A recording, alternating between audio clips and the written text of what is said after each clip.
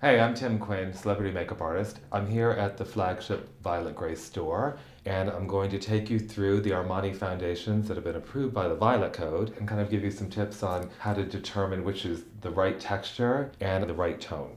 So start by telling me what's the difference between all three of these foundations. We can kind of determine the difference based on texture. Okay. That'll probably be the easiest way.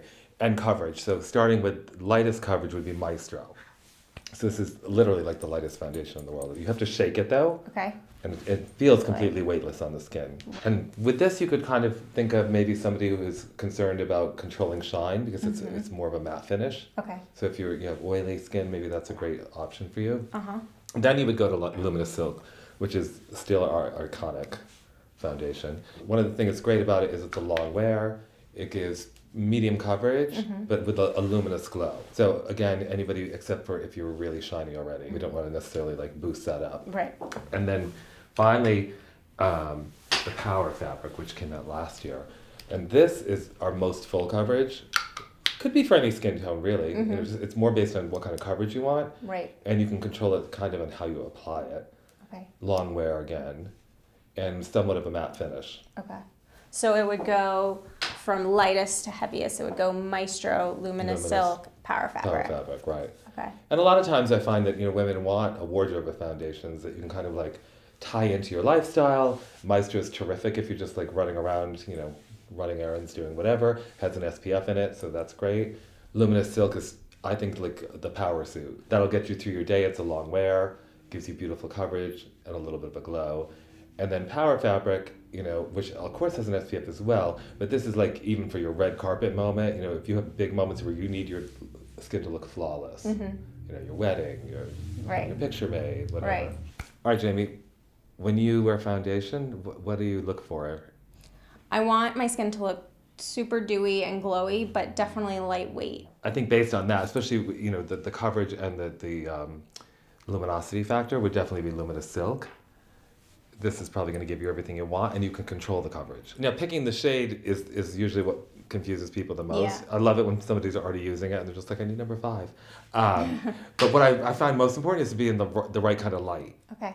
especially when you want that natural look. Right. So maybe we could even kind of go outside and try a couple shades on you just to see what disappears. Let's do it. So like we could maybe start with 4.5.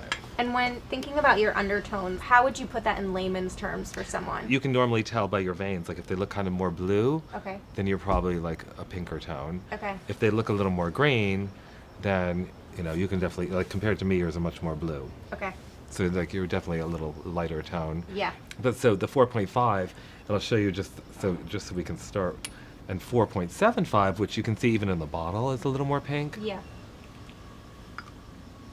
And then our base home base 5.5, Okay.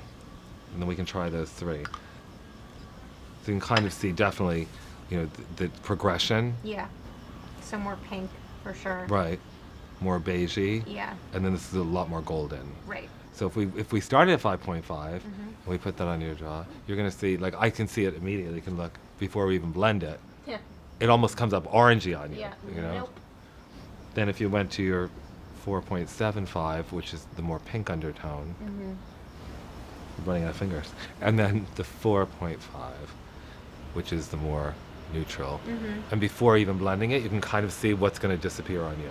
Right. Where honestly, you could almost wear the one with the pink undertone, the 4.75, but I just feel the warmth of your overall look. Yeah.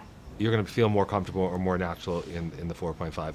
So what do you recommend for actually applying foundation? So for you, I think first we'll start by taking that off. Okay. It's easier than to blend all the colors together. So what I would say is, I mean, obviously, you can do your moisturizer, primer, whatever you want to put on first. And then start with, I think for your hands is probably going to be the easiest application. Yeah. So we had decided on the 4.5.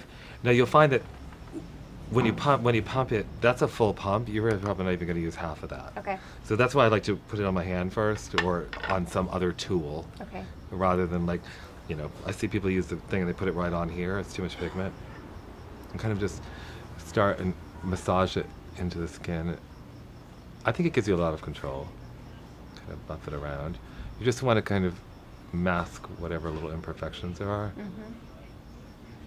And so you're dabbing and you're also sort of buffing. Right.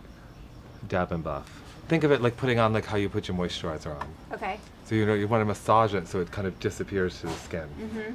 Because if you need more coverage, then you're going to be pressing and tapping so you're not moving it in certain areas. Mm-hmm. But with you, because you don't really want it or need it, you want it to look like skin, so you kind of put it and massage it in like you would your moisturizer. Yeah. And it feels more natural too. Mm-hmm. So kind of see how it just kind of melts into the skin. Mm-hmm. But now if you wanted to use a foundation brush, again, same thing. You're going to work from the makeup off your hand. Don't pump it right onto the brush. Okay. Because you want to use the tool more to do the work for you. So kind of work it into the brush so it gets into the fiber. And then you can kind of feather it into the skin the same way. What's great with this too is you can get into like little crevices easier than, like Right. around the nose, in the under eye, than you can with your fingers. I mean, I sometimes feel like with the brush, you end up using even less makeup. Okay. Because you can move quicker sometimes than you can with your Okay, hand, that makes sense.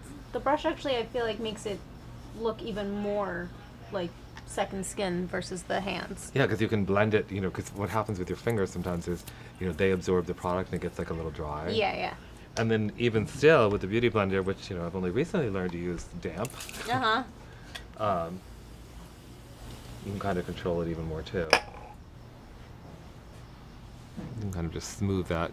Again, with the Beauty Blender, because you can go right in the corner, where you can't do that as much with your hand. I guess you could with your pinky. Mm-hmm.